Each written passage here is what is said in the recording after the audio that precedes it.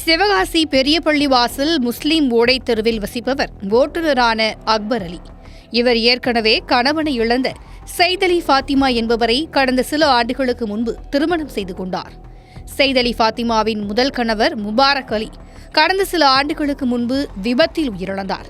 இந்த தம்பதிக்கு ஒரு மகளும் ஒரு மகனும் இருந்தனர்.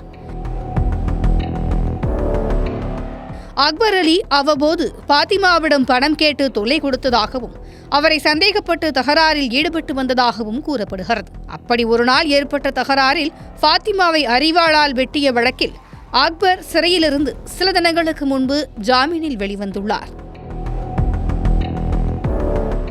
இதற்கிடையில் ஃபாத்திமாவின் முதல் கணவரான முபாரக் விபத்தில் உயிரிழந்ததால் நிவாரணத் தொகையாக ஃபாத்திமாவுக்கு 11 லட்சம் ரூபாய் வழங்க இருப்பதாக தகவல் கிடைத்துள்ளது. அந்த பணத்தை தனக்குத்தான் தர வேண்டுமென கேட்டு அக்பர் தகராறு செய்துள்ளார். இத்தொடர்பாக இருவருக்கும் இடையே வாக்குவாதம் ஏற்பட்ட நிலையில் அக்பர் பெட்ரோலை எடுத்து வீட்டினுள் இருந்த ஃபாத்திமா, அவரது தாயார், மகன் ஆகியோர் மீது ஊற்றி தீ வைத்துள்ளார். அலறல் சத்தம் கேட்டு வந்த அக்கம் பக்கத்தினர் போலீசாருக்கு தகவல் தெரிவிக்க சம்பவ இடத்திற்கு வந்த போலீசார் மற்றும் தீயணைப்புத் துறையினர் 4 பேரையும் மீட்டனர். இதில் அக்பருக்கும் காயம் ஏற்பட்டிருந்த நிலையில் 5 பேரையும் அரசு மருத்துவமனையில் சிகிச்சைக்காக அனுமதித்தனர்.